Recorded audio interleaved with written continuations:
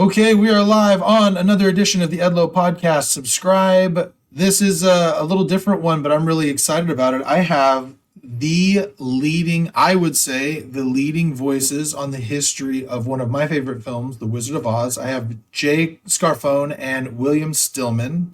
Hello, guys. Thanks for indulging me on this. Thank you. Thanks for having us. Yeah. So I just picked up your book and I've been reading through it. The newest book, you've written several, but the one that I have is The Road to Oz, which is blurred out on the video for some reason. The Evolution, Creation, and Legacy of the Motion Picture Masterpiece. And in all my reading and my research on you guys, you have gone beyond what I would say fandom into collecting and now kind of being leading voices on the history. And first of all, how did you guys get paired up in this? And then what was it that led you down this road? Well, Jay and I have known each other for 40 years now. Oh. And we met by virtue of, obviously having this at birth. We met at birth. Yeah. I tell people I came out of the womb knowing all there is to know about the Wizard of Oz. No, for me personally, it's something that I've been fascinated by as far back as I can remember. I grew up in the 1960s, and that was kind of a neat time to be a kid if you were interested in the Wizard of Oz, because there were the annual television broadcasts of the movie. You could only see it once a year, if people can still remember that. And also at the same time, there was this promotion that Procter & Gamble did with hand puppets of the characters from the Wizard of Oz. And then there was an MGM TV series called Off to See the Wizard, and there was a lot of merchandise connected to that. And so it was good timing to be a kid into the Wizard of Oz. Nice. How about you, Jay? Very similar to William, mostly because of the annual telecasts. I mean, it's something that was always there. I don't remember the first time I saw the Wizard of Oz, because it was probably a time when, my memory, hadn't yet started. So it was always there, but it was a very special thing. It was an event. And, we had just network television, so you didn't have the onslaught of choices. So that was a very special thing. And I distinctly remember, being in grade school, first grade, second grade, third grade. And, the teachers would pump this up and say, remember to watch The Wizard of Oz, or did you hear The Wizard of Oz? And my classmates would as well. And as Bill said, you could only get that once a year. So it wasn't enough to let you tire of it, or that it would become mundane. It always, was like, for me as a kid, seeing it for the first time each year. And something at that age, in those impressionable years, that sticks with you, I think. And I think a lot of collectors that we've known, or that we've seen, in interviews like this, say, that's what hit me. It's something that is from my childhood. I think that's true of anyone who is passionate about collecting on a particular topic or a particular subject. It's something that tends to grab you in your childhood, and it creates nostalgic, emotional connections to memories. Yeah, I agree. And it's interesting. There's a couple of things that you said there that I think younger listeners aren't going to understand. I grew up a little bit later. I was in the 80s. And yeah, I mean, imagine just even like, I was reading, I'm a big pro wrestling fan, and I was just reading the most recent, they had some TV show on, and it drew like a 2-point rating, right? And they're like, that was huge. But back in the 80s, Saturday Night's Main Event would draw 15, and because there just wasn't the options, right. And there wasn't a DVR, right? And so, I mean, I grew up in the VHS, time, but even in that time, I mean, there was appointment television.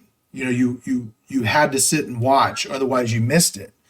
And my mother would tell me about the Wizard of Oz coming on every year too, and she had the exact same experience. Everybody sat down and watched it. It was a big deal.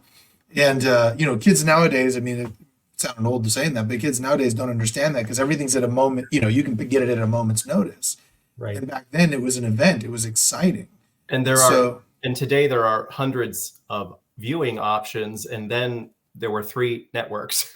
Right. Yeah. Networks to choose from, and it was a big deal. I mean, people got together. I mean, I meet people who have very fond memories of being in their grandparents' homes, and their grandparents are now deceased, and everyone gathering together to watch this movie and getting your bath early so you could watch in your pajamas, and Yeah. it was just a really special, again, an emotional connection. I remember the excitement also sort of somewhat being offset by a little bit of anxiety.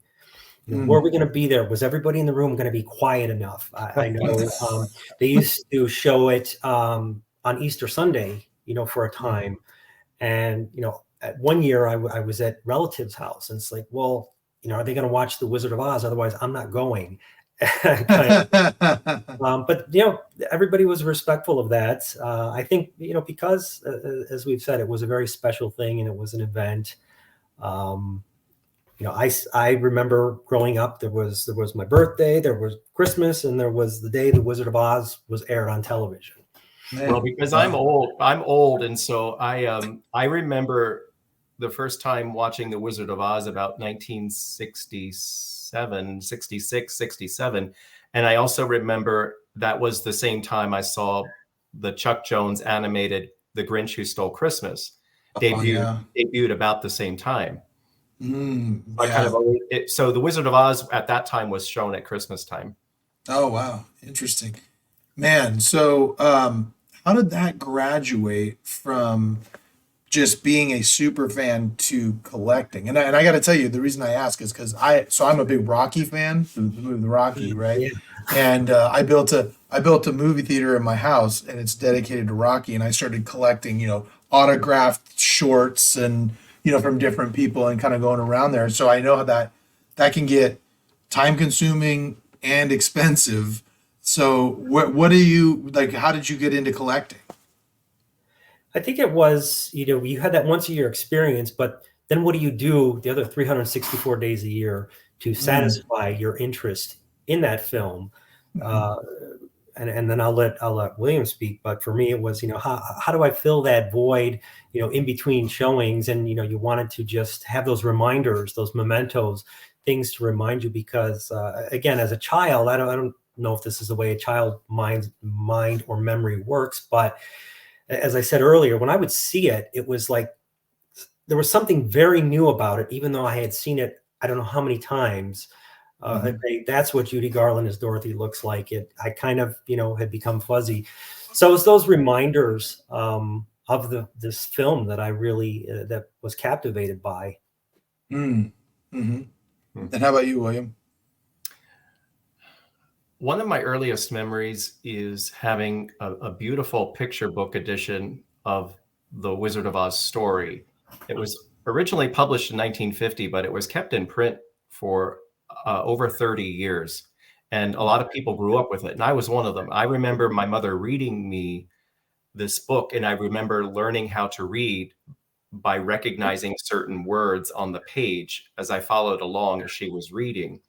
And again, I think similar to what Jay was saying, it's just the idea of sustaining the emotion and sustaining the memory connections to that special family event, and everything that made the movie just exciting and a little frightening and heartwarming. And as an adult, you asked about collecting. Well, I now have 4 of the original illustrations from that book, from that picture book, hanging around. Wow, that's awesome. Yeah, and that's another thing that I think is really cool about, like, I'm a big movie buff in general. And one of the things that I think is so interesting is The Wizard of Oz really has stood the test of time. Like, it's still relevant now. My kids have watched it. You know what I mean? And we're almost 100 years from when it was first released, and it's still relevant. What do you think it is about The Wizard of Oz that makes it so relevant as compared to almost anything else in that era? Well, it's considered the first indigenous American fairy tale. It was published at the dawn of a new century in May of 1900, and it's never been out of print.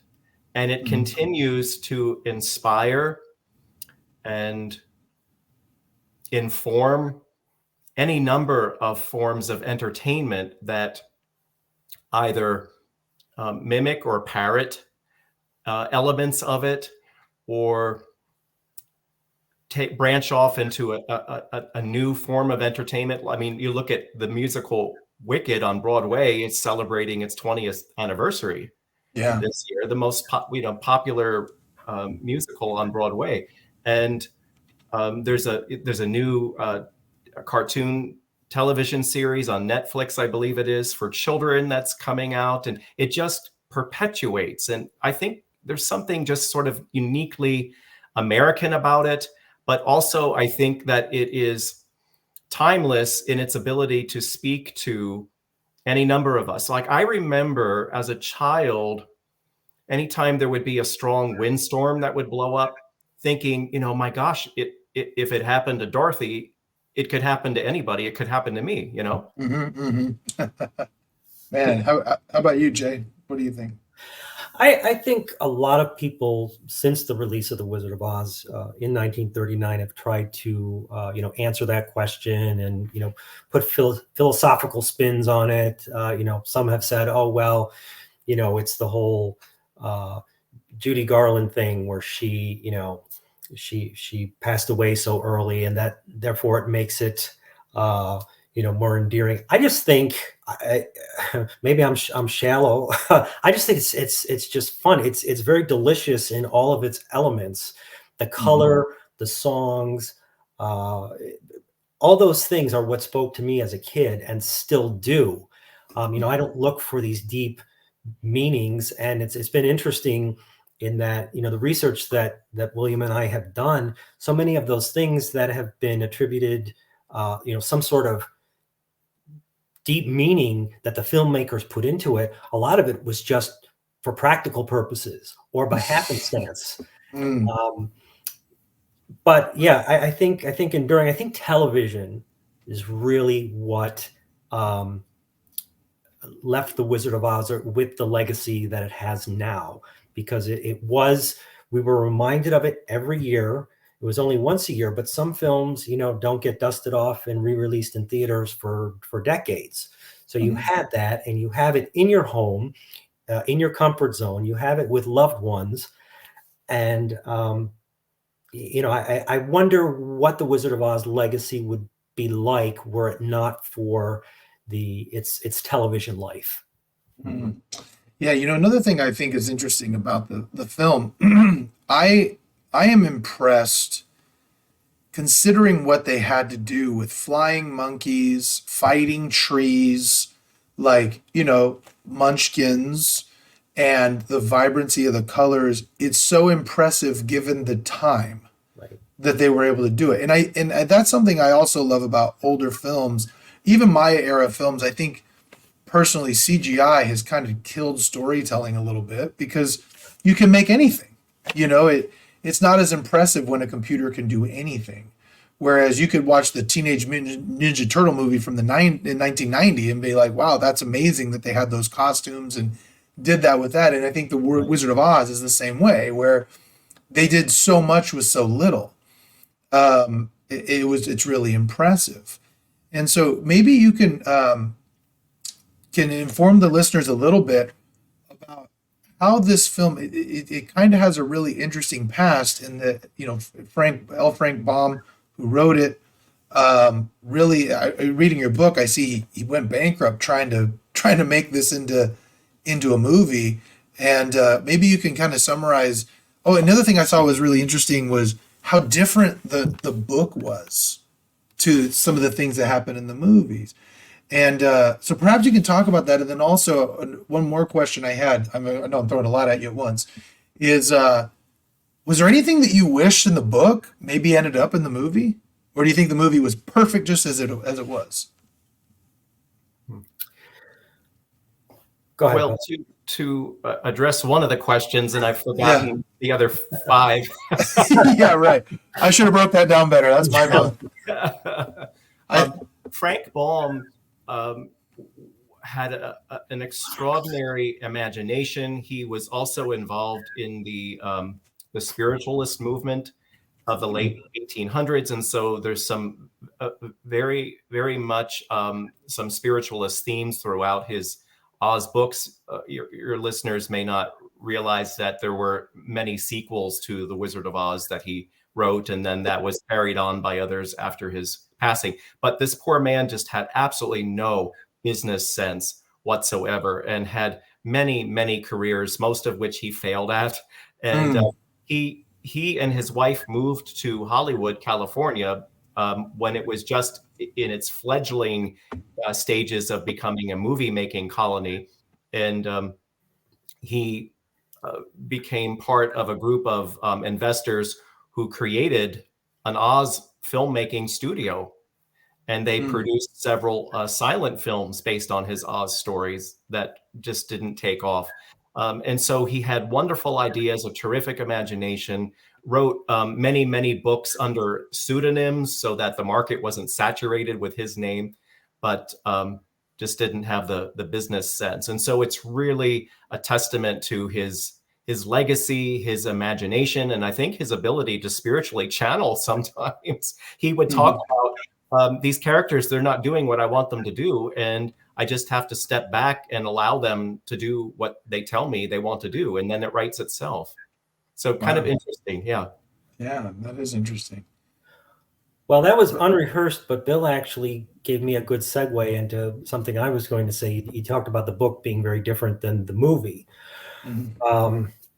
So Bill mentioned Baum's own films. So the MGM film produced in 1938-39 was not the first Wizard of Oz film to be made. Baum's own films did that. There was a 1925 version, a silent version. And when you look at those films and you look at the MGM film, the MGM film was really the most literal to the book, even despite all of the differences than, these other things that went off. And there was a stage play too that was highly successful in the early 1900s. But, that went off on all kinds of tangents, and it brought in, miscellaneous characters and things like that. So there are differences, but not so many differences as prior attempts to film the Oz stories.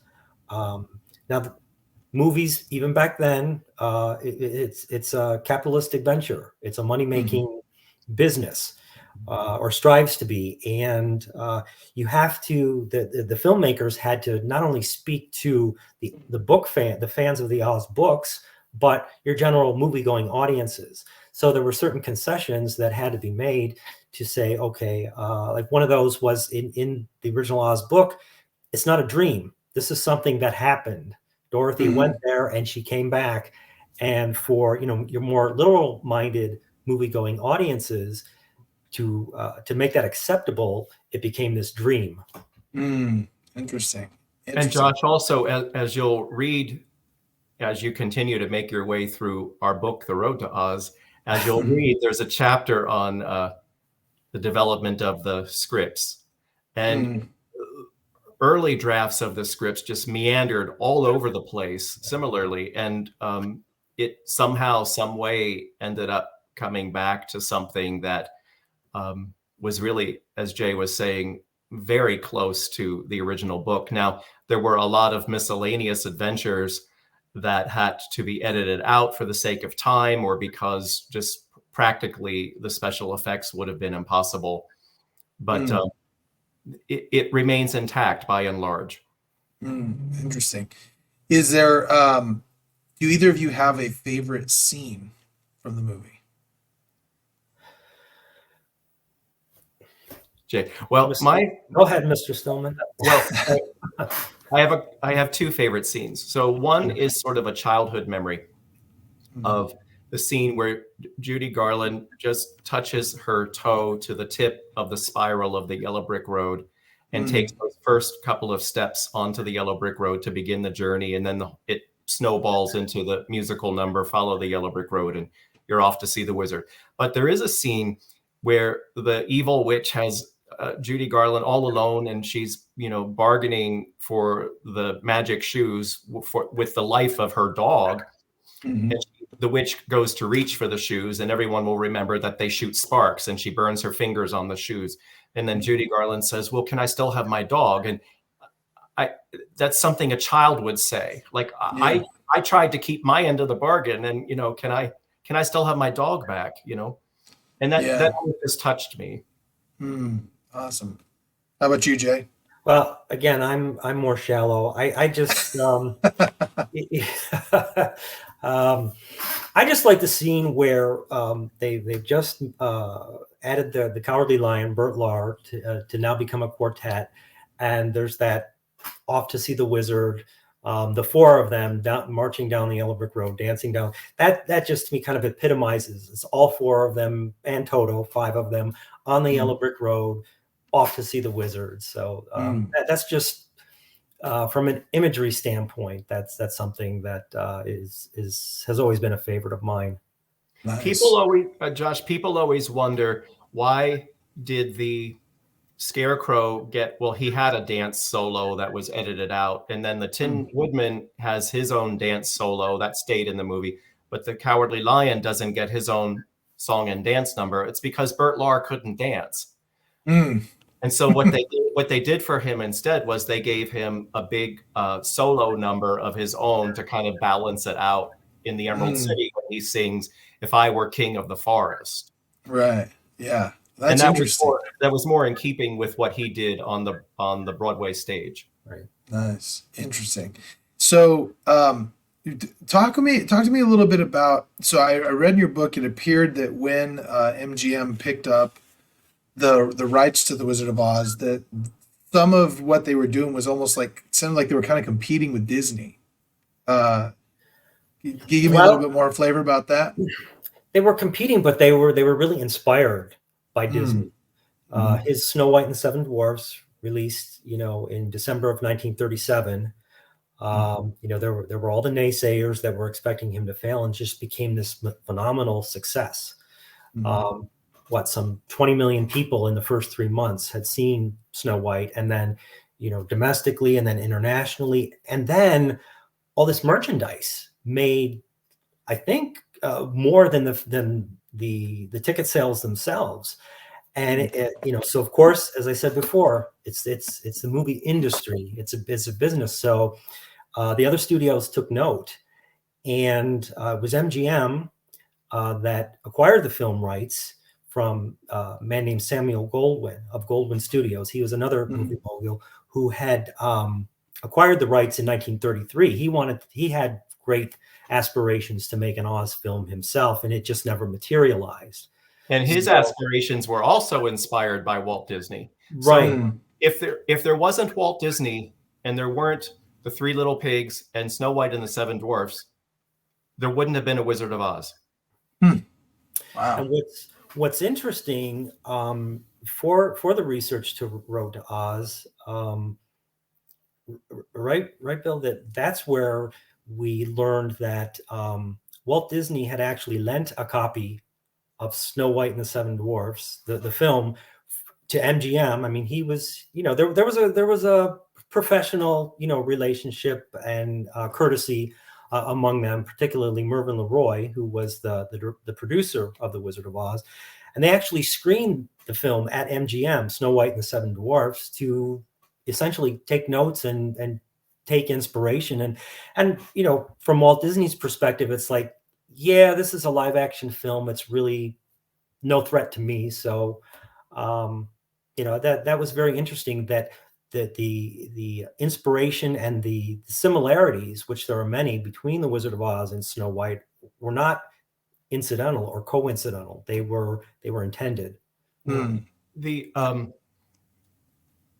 At that time, cartoon animation and live action films were considered completely separate mediums. Completely separate mediums. And so Walt Disney, he, as Jay said, he he already had a working relationship with Metro-Goldwyn-Mayer, and some of his animations were featured in some MGM films.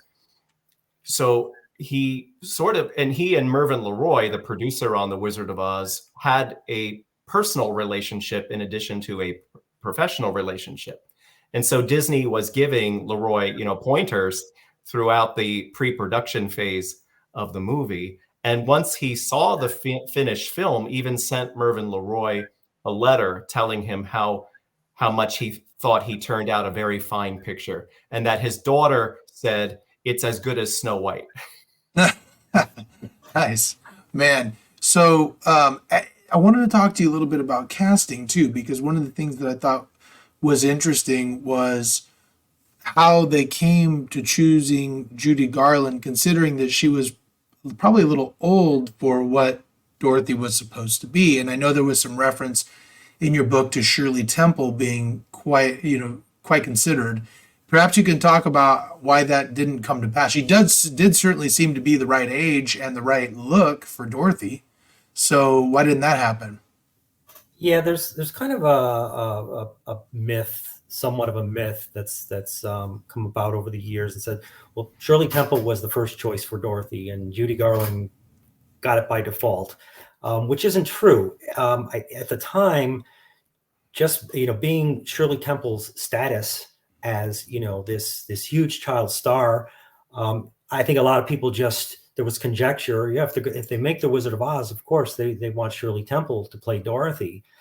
But from the time that MGM acquired The Wizard of Oz, the rights to it, it was always intended for Judy Garland, who was under contract to MGM. Now, she had made films, but she hadn't been the star of any of those. And as you said, Josh, there was concern that despite her immense musical talent, and her acting talent, as we've since come to see, that physically it might be a little bit of a challenge, that she was 15 years old as opposed to maybe 10 or 12. She had a mature figure at that age, that she wasn't a star. And to look at Judy Garland's films before The Wizard of Oz, she had a very different persona than what you see as Dorothy. She was very vivacious. She had this hot singing voice. That was her forte. She would sing these swing numbers. So a lot of people, despite her physical maturity, said, that's not Dorothy. Dorothy is not this red hot mama. So she was not even by popular standards, she was not a favored choice, and there was a lot of skepticism when it was announced that she was cast as Dorothy. But Bill, to the Shirley Temple point. Well, Shirley Temple was rumored to be in a version of The Wizard of Oz as early as 1935. So predating the start of the MGM production by even 3 years. I think it was just a very obvious choice. She was the #1 top box office attraction in the country, and it would make sense. And she herself was a huge Frank Baum fan. And there are many, many interviews over the course of her life of her talking about growing up as a child, and her father would read to her from the Oz books. She had her own collection of the Oz books. Yeah. So I wonder, did you ever come across anything where Shirley Temple was kind of like, I wish I would have been Dorothy, or anything of that nature? Yes. Yeah. Absolutely. And she said it in later years. She said it in her autobiography. She says, I would have loved to have played that part. My father read me all the Oz books. But she said, in hindsight, sometimes the gods know best. Yeah. Yes, she said Judy was super. So yeah. Yeah. So there does seem to be, from what I've read in articles and things, there was some controversy surrounding Judy Garland's treatment while filming Dorothy, particularly and actually we could talk, put it in context of the time frame. I understand that she got paid less than everybody with the exception of Toto. Is that true? Is that accurate? That's accurate, but you also have to remember that she was a minor. Mm-hmm. At that time, she was not a star. She was a contract player. She was a featured player, not a star, right? Mm-hmm. So she didn't have the experience and the successes of her co-stars. Mm-hmm. Mhm. It was during The Wizard of Oz, during the making of The Wizard of Oz, that she was elevated to star status. Mm-hmm. Yeah. And the success of it. And she made $500 a week, and her total earnings were just under $10,000 for her portrayal in that film. But, you'll have to do the currency calculator to, True. I mean, that still was amazing money in that era. Sure. She, at the time The Wizard of Oz was being made, she and her mother were building a brand new house in Stone Canyon. Right.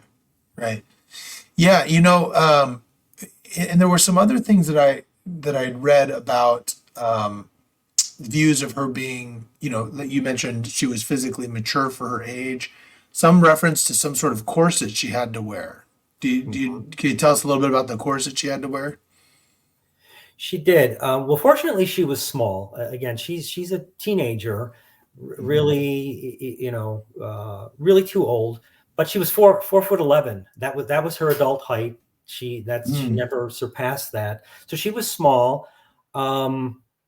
It was she was told for years in her early career that she needed to lose weight, that she was too chubby. So, but if you look at her in The Wizard of Oz, she did slim down, and to blur her breasts and her figure, they did strap her into a corset that the goal of which was to give her a more childlike figure. And it seemed to work, and the wardrobe department dressed her accordingly. One could say that the way she wore her hair, her braids, in down the front of her chest, might have been another tactic to conceal her breasts. But I don't know. I think on screen she probably appears larger and more mature, even so, because Bill and I, we've seen her costumes for Dorothy in person, and they are small. They are. They look like a child's garment. I would like to address something, Josh. On a daily basis, I am seeing people with podcasts and people with TikTok accounts and people with YouTube channels that address popular entertainment continuing to regurgitate and recycle the same dozen myths about the Wizard of Oz. And among them are the horrible abusive treatment that Judy Garland suffered at MGM, how she was forced to diet, she could only smoke cigarettes and drink black coffee, and how deprived she was. This is garbage, and it's nonsense being perpetuated by people who haven't done the research. We have for about 30 years now, over 30 years, well, close to 40 years actually, been interviewing people who were extras on the film, including people who portrayed Munchkins, people who were behind the scenes in the film, people whose job it was to be on the set every single day. She was thrilled. She had the lead role in MGM's most expensive motion picture to date. It was in Technicolor. She was surrounded by a cast of seasoned performers and comedians, and she had a ball. So I wish we could put a stop to all of this clickbaiting around how horribly she was treated and that she was starved. In our book, The Road to Oz, we actually document all of the accounts in which journalists interviewing her at luncheon in the commissary are writing about what she's eating. Wait, why were they writing about what she was eating? Is it just because they wanted her to watch her weight, or was that for some other reason? Were they commenting everybody? I'm interested in this because I've read a lot about this, and I've been like, wow, that sounds really bad. And I'm glad we're talking about this, because there's a lot of myths out there that we've heard, and we'll address the Munchkin one soon too, the hanging Munchkin, and things like that. And so, yeah, so she's thrilled to be on there. But where do you think that this idea came from? This idea that she was so badly treated? I Well, think it's just people trying to exaggerate aspects of the production in order to create this quote unquote dark side of the Wizard of Oz, and to get clicks. Hmm. I mean, Yeah. there is truth to the dietary restrictions and the pressures. That's not unlike today. Right. Right. That probably is the worst thing, if you will, that Judy Garland went through in making not only the Wizard of Oz, but just being a movie star at MGM. So beyond that, any type of abuse by the Munchkins lifting up her dress and things like that. I mean, as William said, she was very well treated. She was the star of this film, and she was a youngster. And there's so many people on the set. If anybody tried anything like that, somebody would be there to say, hey, knock it off or go home. Right. Her mother was there on a daily basis. Now, Judy herself, through the years, she exaggerated, the horrible stage mother that she had. But, I think that's, from all accounts that we've seen, that's uncalled for, that she had Judy's best interests at heart. So she was there. And her educators were on set also. And her educators, and her time was very limited, actually, on the set, because there were child labor laws. So she could only be at the lot for 8 hours, but half of that had to be for education, 3 hours, and recreation, 1 hour. So then you figure in hair and makeup, and then how much time is there before the cameras? Yeah. So she wasn't just off doing whatever, and anybody approaching her however they wanted. So yeah, I think they certainly did want her to keep her trim, especially for the Wizard of Oz. It wasn't even a thing about, we want you to be glamorous. It's like, we want you to look like a kid. Small, Yeah. like a little girl. Yeah. Right. Yeah. We need you to look like a kid. Right. So now there was something else that I had read in an article, a couple articles actually, and maybe you can help let me know if there's any evidence of this at all. And that is, there have been some people that have tried to make some sort of a connection to Judy Garland's eventual drug abuse to taking amphetamines to diet for this movie. Have you seen any evidence of that at all? Well, at that time, amphetamines were brand new to the market as a pharmaceutical. And just like smoking cigarettes, the side effects, the long-term side effects, were unknown. And so she was prescribed by a studio physician.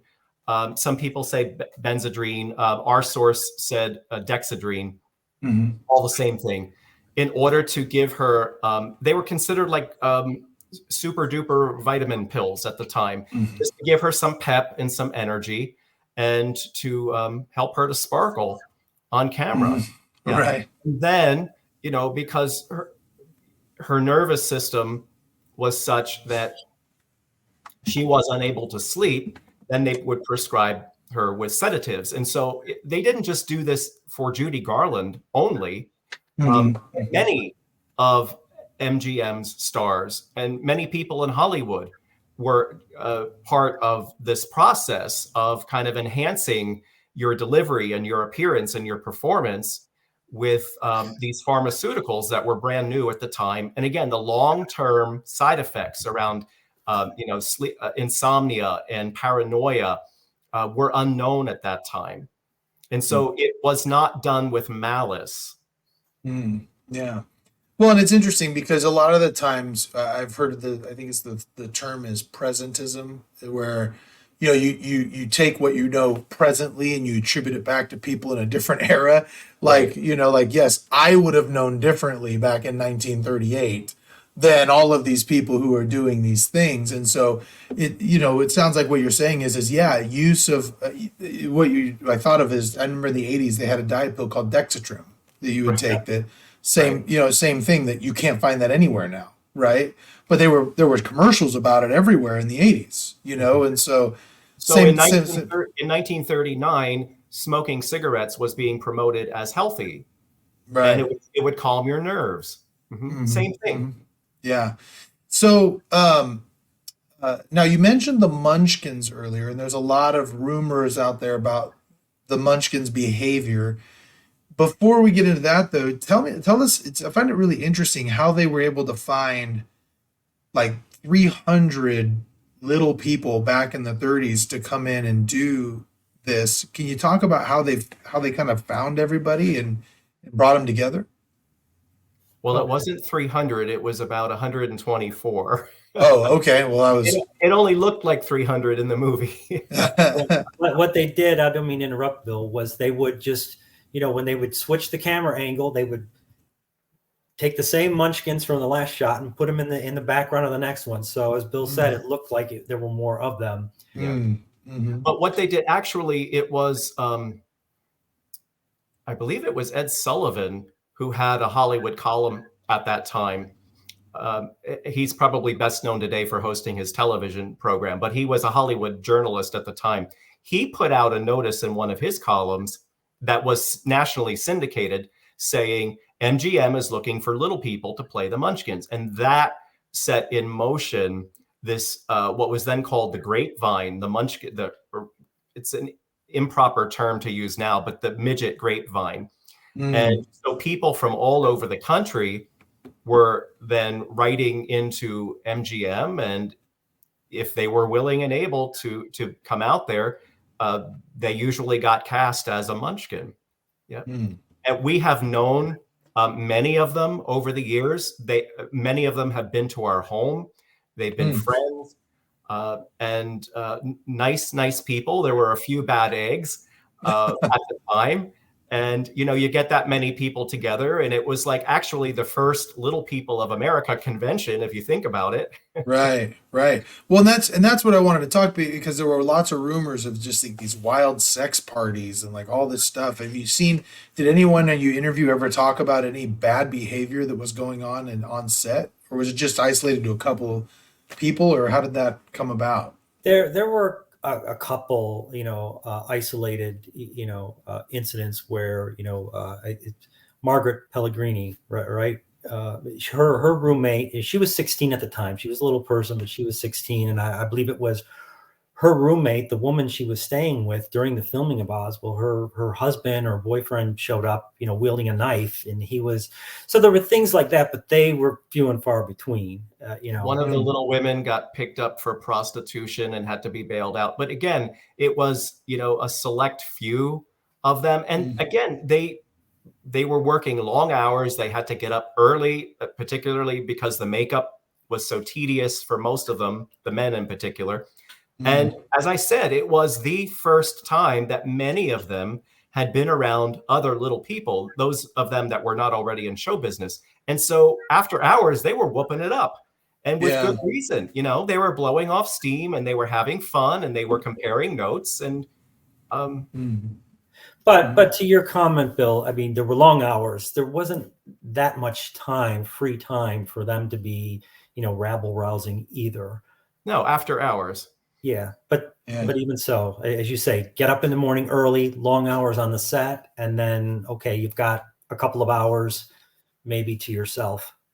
So you think these things that kind of surround, the dark side of the Wizard of Oz, do you think that these are just isolated stories that over, like a telephone type situation where one person tells another person and they just blow up into these big folklore type situations versus any actual evidence of it? As I keep saying, it's been very trendy to do this. Yeah. I think over the past 20 years or so. I think what people have done is they take a small grain of truth and they spin it in such a way.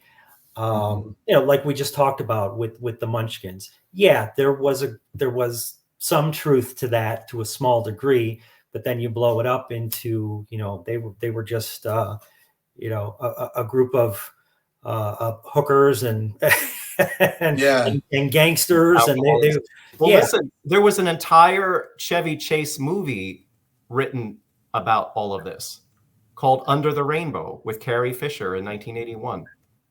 Oh, I didn't even know about that. Is that Well, take a look. I mean, Yeah. it's the whole, it's the premise is around, the antics of the Munchkins while making The Wizard of Oz. interesting? Wow. Now there's one rumor that I know is a myth, but I got to address it. The hanging Munchkin. You probably heard about this 1,000 times in every podcast you've ever done. Let's just clear the air. There's no hanging Munchkin, right? There is not. The moment in question is right after they've met up with the Tin Man, and as the trio does their chorus of "We're off to see the wizard," and they march down the yellow brick road. In the distance is supposedly this hanging Munchkin. What it is in reality is, MGM's attention to detail. In Baum's book, he talked about, birds, exotic birds and things. So, MGM went to the Los Angeles Zoo and rented out things like, a big crane, as in the bird, a source crane. And you see this bird kind of meandering around in other scenes, but it's that you see in the background, where as they're marching towards this bird, it either is startled or something, or it's stretching. It causes it to stretch its wings. But when the camera is focused on the principals in the foreground, the background is going to be blurred, or vice versa. Either you're focusing on one or the other. And somebody just decided that, okay, that looks like something moving, that is a person that just hanged themselves. So here's the thing, Josh. This actually started in the late 60s, early 70s. I started hearing, but it wasn't, people weren't claiming it was a suicide. People were thinking it was a technician that somehow wandered into the scene. The Wizard of Oz was never originally intended to be seen on a screen as small as television sets were in the 1960s and 70s, and so on. And so, yeah, and so people weren't sure exactly what they were seeing. They knew they were seeing something. And it's only really been in recent years that there's been this explosion of what's it called, an urban legend or an urban myth that someone hung themselves. Anyone who is maintaining that happened on the set of a Metro-Goldwyn-Mayer film doesn't understand the filmmaking process. Right. There would have been at least, at a minimum, 50 people standing behind the camera on set. And the majority of the little people weren't even in Culver City at the time that scene was shot.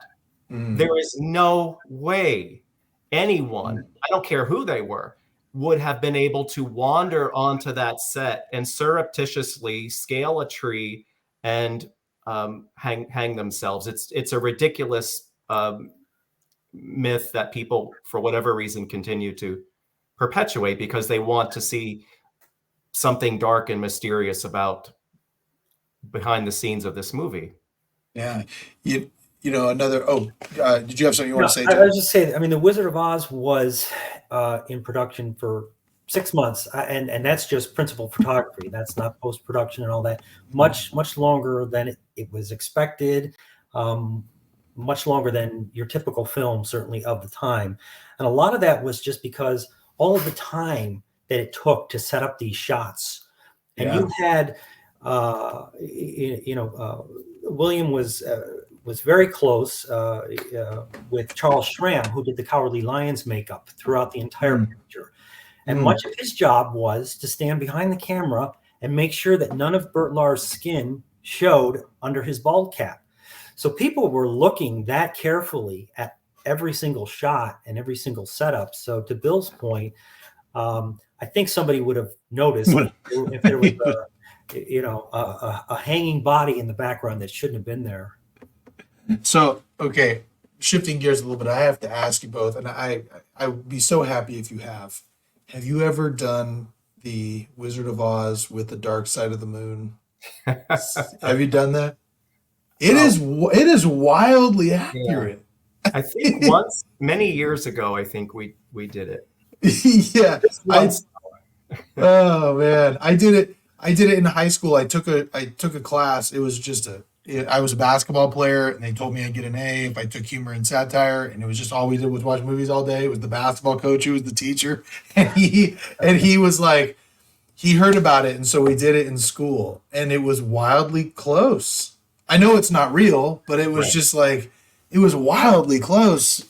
Even when like the not the witch, but the the lady who's coming to take Dorothy in Kansas, and then all the alarms come on as she's biking up and all those things is to the money and stuff, and I'm just like, wow, or to time, crazy. It was just nuts. I love it. I love doing it. I've done it like 3 times, so it's so fun. Well, it's interesting, back to, Josh, an earlier comment or question you had about, what keeps Wizard of Oz relevant. If nothing else, it's things like this that do keep it relevant, whether they're true or not. I guess that's one thing you can say about it. People's interest is still there, maybe not for the right reason, but it's been joked that every film and television show that's been released since 1939 has some sort of reference to the Wizard of Oz in it. While that is not technically true, there's a lot of truth too. The references in so much popular culture.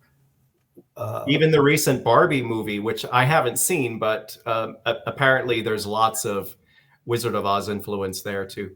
Oh, yeah, that's a good one. I'll tell you what, I was surprised. I didn't think I was going to like that movie, but I did. I liked it a lot. But it was the makers of Clueless, so how are you not going to like that? A lot of people are loving that film. The box office draw proves it. Yeah. Yeah. And that's what's so interesting about movies in general is that, like, they had the whole, what they call it, Barbieheimer.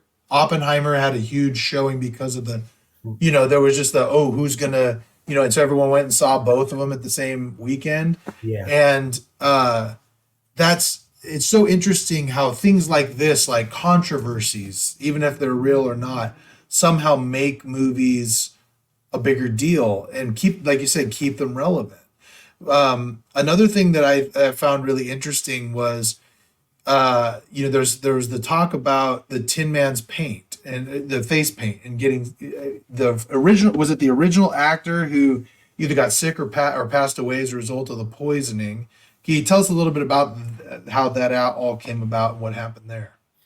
Yeah, that is very true. The original He didn't pass away. the original actor who played the Tin Man was Buddy Ebsen, who found fame later on. Well, he was famous then. He was a song and dance man. He had danced with Shirley Temple in one of her films prior to Oz. But today's audiences know him as Jed Clampett from the Beverly Hillbillies, and also Barney Jones. And that's still going back. I'm dating myself, but it's still more recent. But there was a lot of experimentation with the makeup, and just like Bill said, with the diet prescription, there was no malice. But what they did to affect his facial makeup was an aluminum powder. Powdered his face, and as you can imagine, something that's in a powder or a dust format, for 2 weeks as he was filming in his costume as the Tin Man, he was inhaling this stuff all day, every day. And eventually it just coated his lungs to the point where he couldn't breathe, and it did cause him to forfeit the role. They had he couldn't continue filming. As Bill said, he actually survived all the other cast members, despite this medical trauma that he endured. He outlived all of the actual principal actors from the film. But when they brought in Jack Haley, which actually from another studio, it was actually Shirley Temple's studio, 20th Century Fox. They brought Jack Haley to resume the role of the Tin Man, and in the interim, they changed the makeup from an airborne dust powder kind of thing to a paste. And they had, and it was doctor tested, but unfortunately for Buddy Epson, it was too little, too late. Yeah. Wow. And listen, back then there was no HR department, there was no OSHA. So again, some of the claims that I think people make, as you were saying, Josh, are in the context of what we know today and not in the 1930s. But even Margaret Hamilton's makeup as the Wicked Witch of the West, it was green because it had copper in its base. And her skin had to be cleaned scrupulously after each makeup application was removed so that the copper wouldn't sink into her pores, into her skin. Yeah. It's so interesting. It's so interesting when you go back. I mean, even in my lifetime, right? When like now people are wearing helmets when they're riding bikes. You know, we didn't do that in the mid 80s. You didn't. Everyone rode around without bicycle helmets. You know, I mean, it's interesting how these things graduate from oopses. You know, like that. Oops. Yeah, we didn't mean to poison you. You know, but it happens. You know, and so that's. Now, of all the castings, is there somebody that you think, is there an interesting story about some of the other castings that you could share, or someone who you think was a really great casting for, for their part? I don't think you could improve upon the cast. I know that there are people that have been awfully critical of Billie Burke as Glinda. And in the 1970s, she was parodied quite a bit on television, variety shows, and so on, because as The Wizard of Oz was becoming more popular with American audiences. But Mervyn LeRoy originally wanted Ed Wynn or W.C. Fields to play the wizard. But I think that Frank Morgan's wizard is just perfect in the subtlety of the performance and the humanity that he brings, especially when he's awarding the tokens of the various attributes that the characters had been seeking. I think there's something very touching and heartwarming about the way he delivers his lines. Again, it's very humanistic. I think actually the opposite, in my mind, in my opinion, Josh, is true in that they ended up with the perfect cast, but in some instances almost did not. I mean, Buddy Epson might be a good example. It was unfortunate what happened to him, but would he have been as effective as the Tin Man? We've heard his. He recorded all of his songs, and he wasn't as strong in doing that as Jack Haley proved to be. Shirley Temple. If they had gotten her, The Wizard of Oz might have been just another Shirley Temple picture. The Wicked Witch was originally cast with a completely different actress and with a completely different concept in mind. That was to have a glamorous Wicked Witch, kind of like the Evil Queen in Snow White. So there again, MGM is looking to Snow White kind of as a blueprint. And an actress named Gail Sondergaard, who Mervyn LeRoy, the producer of The Wizard of Oz, had worked with on some of his other pictures.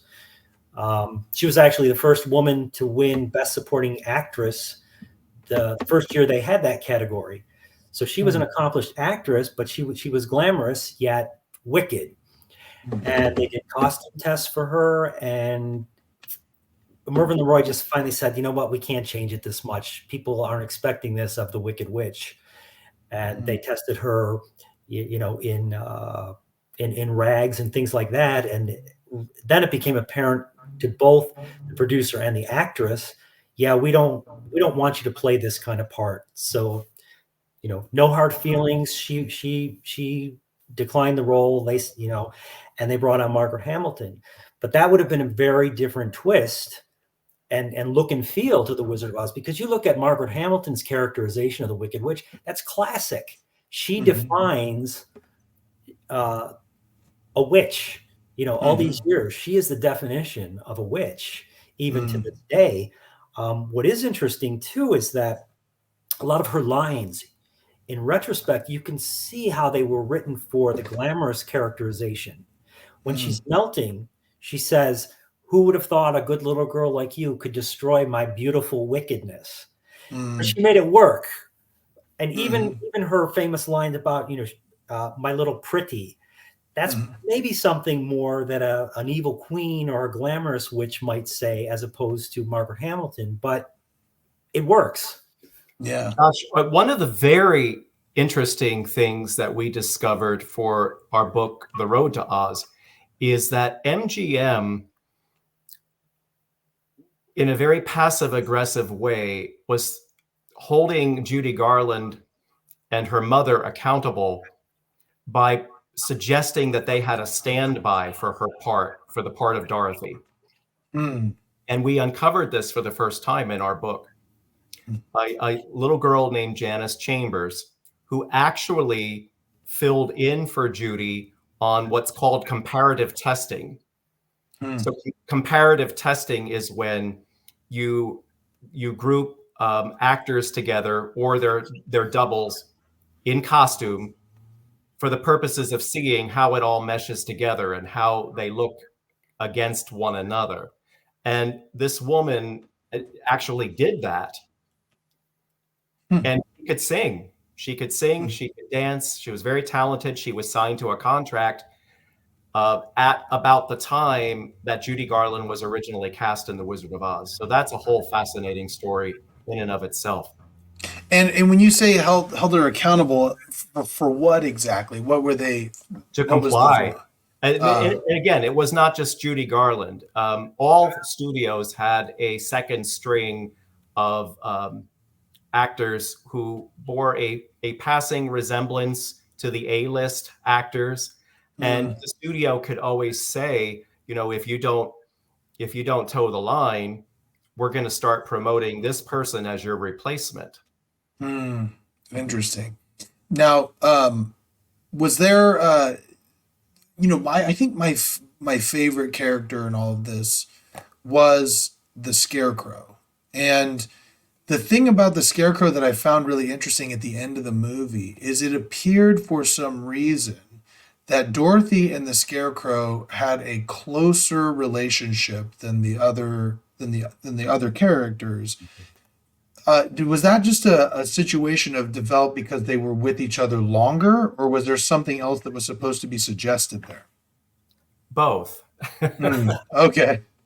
Even in Frank Baum's book, Dorothy kisses goodbye the Cowardly Lion and the Tin Woodman. She doesn't do that to the Scarecrow. When she says goodbye to the Scarecrow, she hugs him. It's very interesting how he delineates that. So when I was growing up watching the movie, I also always interpreted her partiality as he had been her first friend and had been with her the longest. And if you watch the film, he is very protective of her. He rescues her from the apple tree that clutches her in the witch's castle. He's kind of guiding her. But there was early on a subtle romance between Dorothy and the Kansas farmhand, who is the Scarecrow's counterpart, that got edited out of the script. I see. That just brought me onto another thing. Do you remember? I think it was called Return to Oz, the sequel that they did.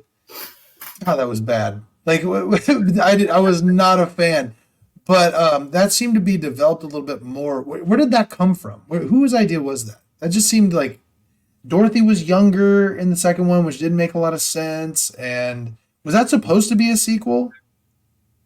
Do you know anything about that sequel? Yeah, I mean, we lived through that whole period. Yeah, okay.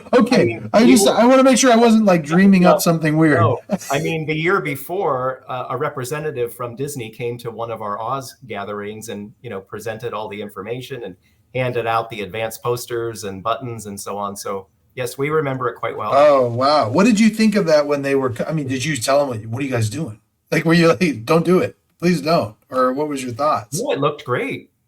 Oh, really? I Did mean, you like the movie?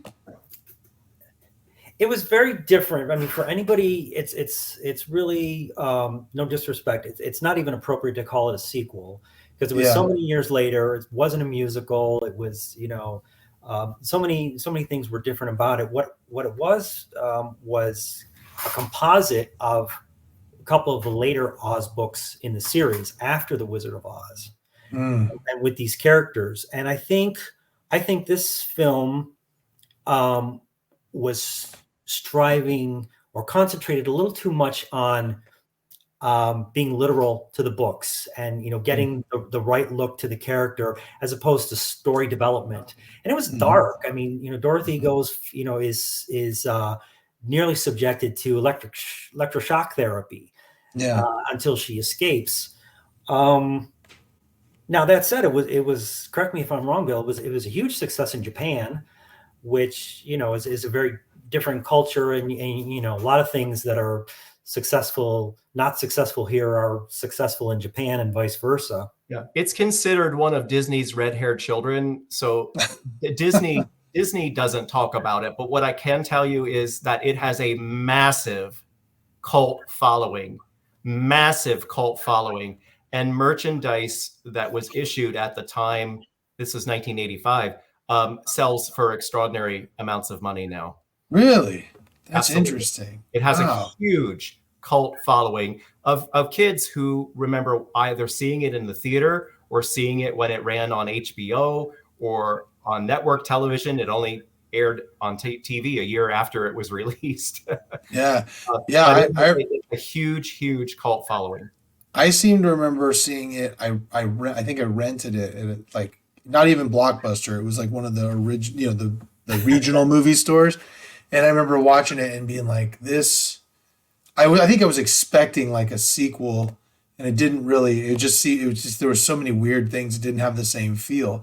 And it brings me up to another thing, now we've had these things, like you brought up Wicked, there was Oz the Great and Powerful.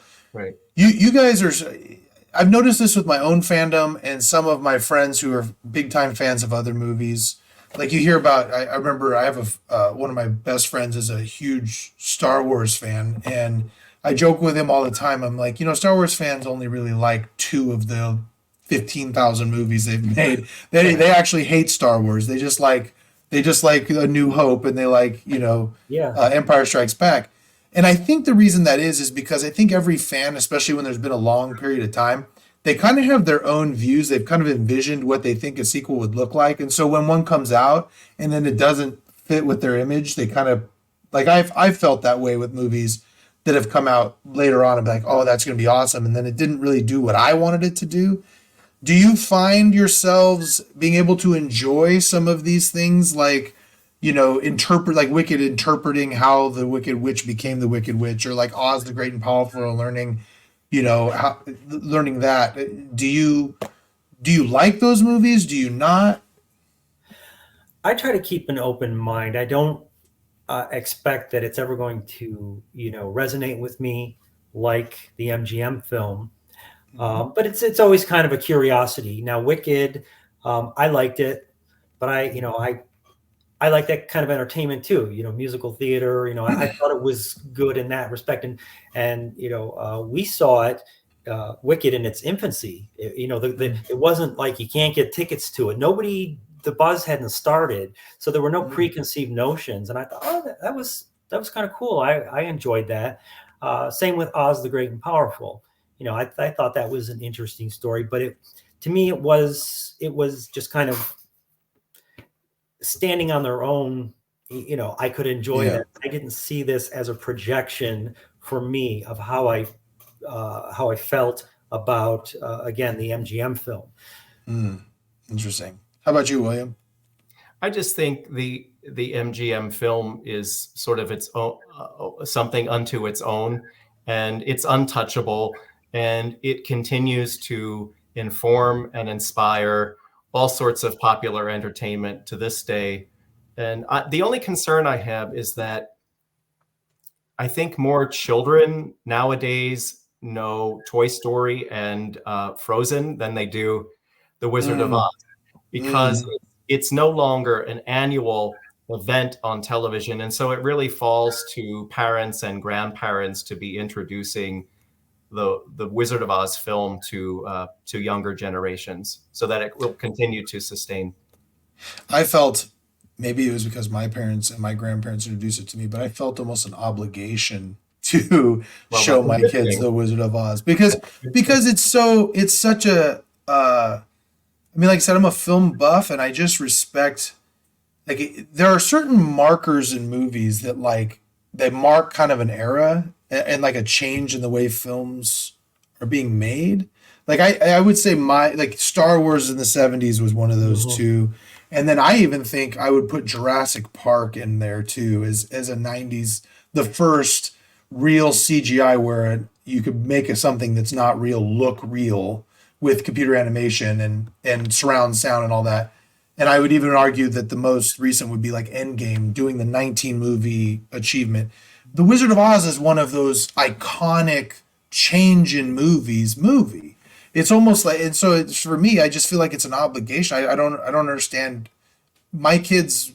I feel I'd be doing a disservice by not showing them the Wizard of Oz if they love movies. I don't know. I It's mean, it's it's amazing, Josh, and you alluded to this early on that it has held up. It doesn't look like an old movie. right? I mean, Technicolor certainly helped. That I mean, that was a somewhat of a novelty when the Wizard of Oz was made. But I think maybe part of what helps the Wizard of Oz be timeless is it's set in a fantasy, except for the prologue in Kansas. So you don't have uh, dated costumes. It's all fantasy. So it's Mm, like, oh yeah, look at the suit that guy's wearing. That it's a zoot suit or whatever they they call them. And this is why everything had to be created for the Wizard of Oz. You couldn't just go and pull something out of stock at the studio. Everything had to be created because there was nothing like it in existence. It was fantasy. interesting. Yeah. What do you think, William? Anything to add to that?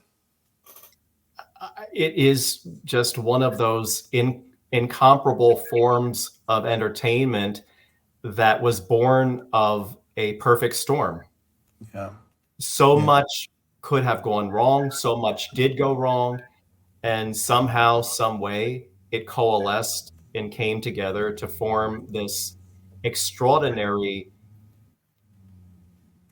moment in time on celluloid that has again affected and influenced and been taken to heart by millions, and it's considered the single most watched film of all time. Yeah. I mean, we watched it a lot in my household, so I know that that's true. Well, Uh, you were raised right then. exactly. So, um, in all of your history, your research, your collecting, is there something that sticks out as what you would consider like the coolest thing you got to do in developing this research in the Wizard of Oz? For me, it's just been the opportunity to interview and interface with and befriend people who were there, Mm, people who lived the experience firsthand, people who either appeared on film, on camera, or worked behind the scenes.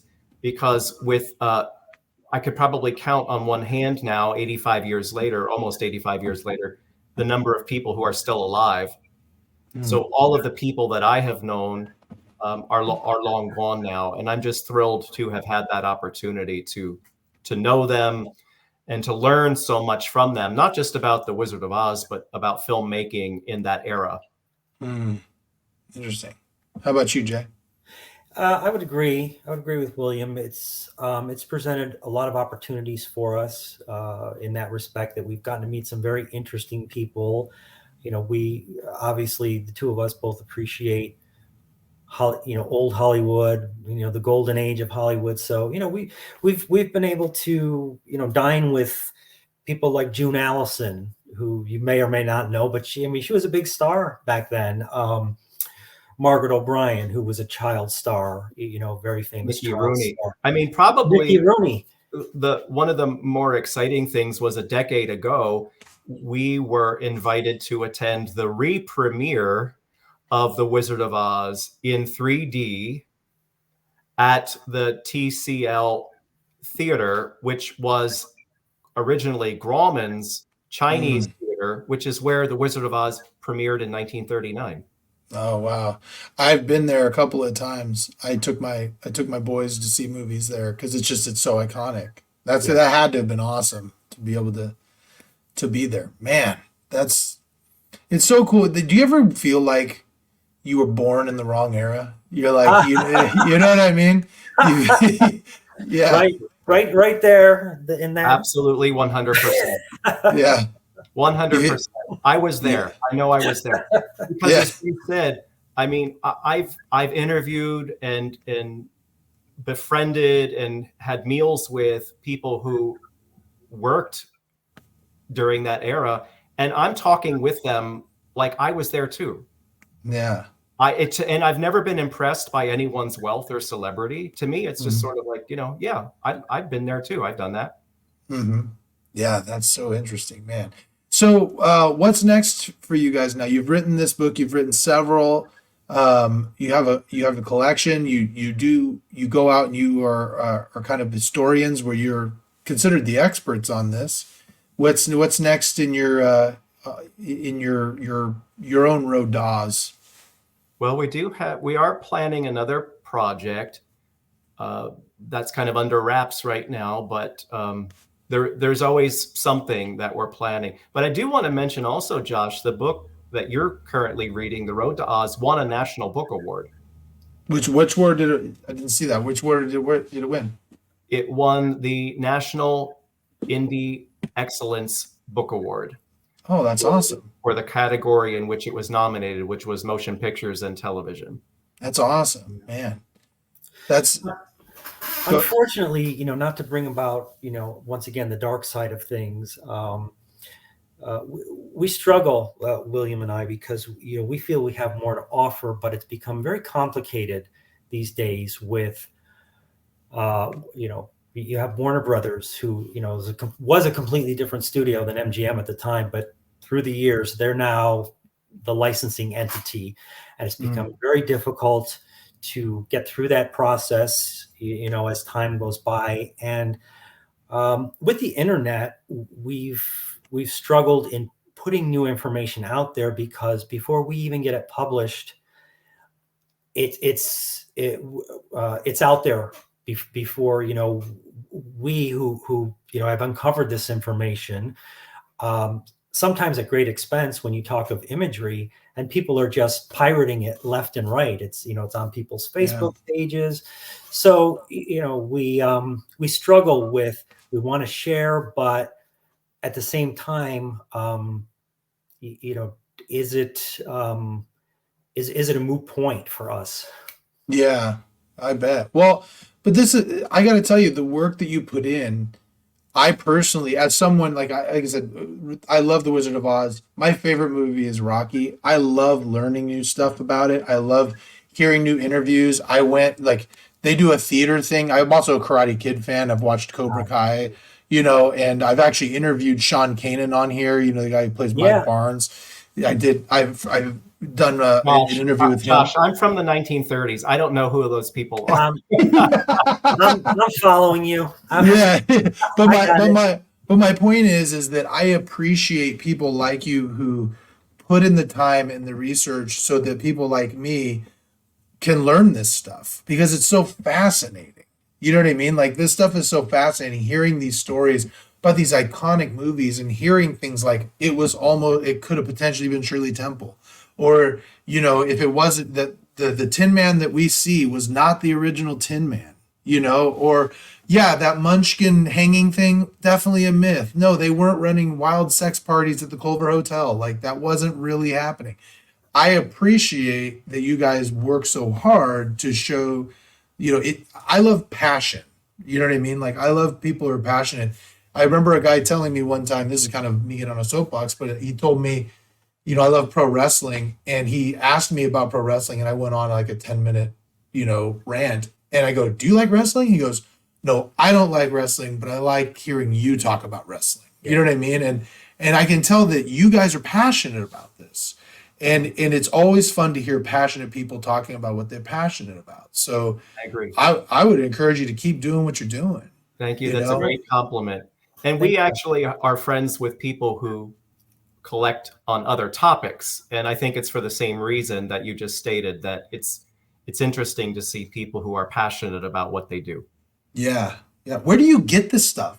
Like, where do you find it? Well, you have to remember, we've been collecting for over 50 years now. Right. Right. But like, where do you find new stuff, and how do you get it authenticated? It's difficult at this stage of our collecting to find things that we don't already have.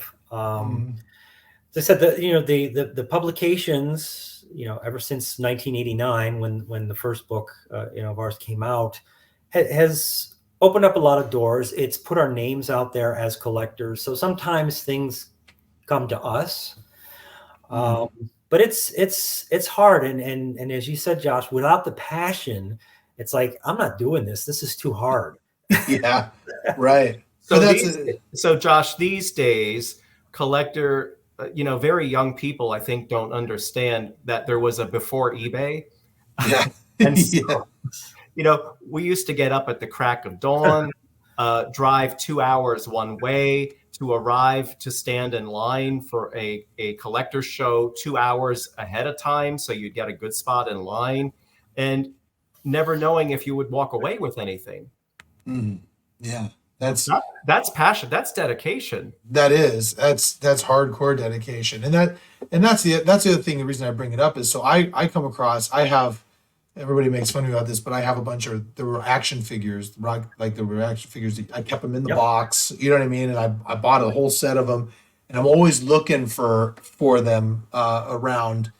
And it's hard because sometimes you go to eBay and you there's no promises that it's legit, you know what I mean? Or you have something that's autographed, right? Well, how do you know that that's a real autograph, or things like that? And so it's just interesting to hear that there are people like you who almost kind of can authenticate some of this stuff. We do for auction houses. We've done that. Mm-hmm. Yeah, and it's amazing how many times in those instances where a reputable auction house comes and it's like, no way that's just do the screen comparison. That is not what they're saying it is. Yeah. But were it not for that, it's still happening, and it's not necessarily misconduct of the auction house. But if they've got it wrong, and you have a buyer that's paying a lot of money for it, it's unfortunate that's really they're not getting what they think they're paying for. Yeah, man. Well, I appreciate all of your time. I want to ask you one last question. What would you do if you found out they were remaking The Wizard of Oz? Well, there's plans to do that. Oh, is it really? I haven't caught that. Who's doing it? Is MGM doing it? I don't remember the name of the person. I always, what resonates with me, and I'll be quick, Bill, is he's an interesting person to begin with. And I once saw that question was posed to John Waters, the filmmaker. And the question was, if they remade The Wizard of Oz, who would they cast? Who do you think they should cast? And his response was, well, they shouldn't be remaking the good movies. They should be remaking the bad ones. Yeah, that's a good point. Yeah. And he also said that he would root for the failure of anyone who attempted to remake The Wizard of Oz. So I'm kind of in that camp. Yeah. And that's the thing. Like I was bringing up before, the other movie I really love is The Karate Kid. And so when they were doing Cobra Kai, I was so upset because they did the Karate Kid movie with, Jaden Smith or whatever, and I hated it. And it was bad. And so when Cobra Kai came out, I was surprised at how good it was.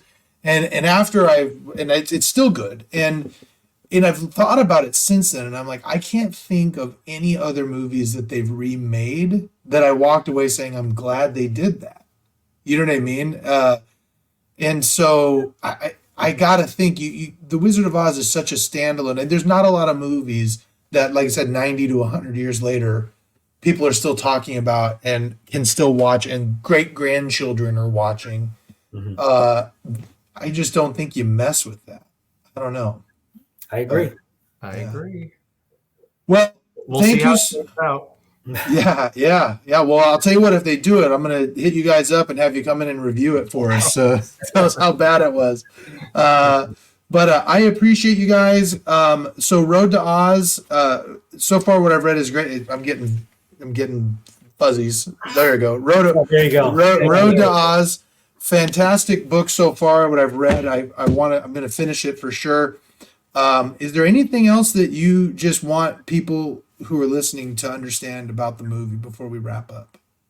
Just share it with your children and your grandchildren and continue to pass it along. That's all.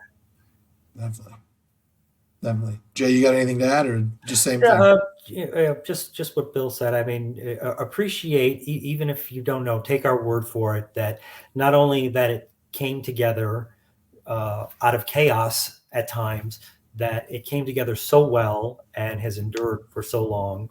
So it's just a fascinating, somewhat unbelievable story on the creation of this motion picture masterpiece, as the book title says. Yeah, definitely. Well, I appreciate you indulging me and giving me the time. For those who are listening, if you subscribe, where can they find you guys if they want to find you? I know your book's on Amazon. Where can they follow your work? We don't do social media. We kind of keep a low profile. So all of our books can be found on Amazon, certainly, or other bookseller outlets. Just type in our names and they'll come up.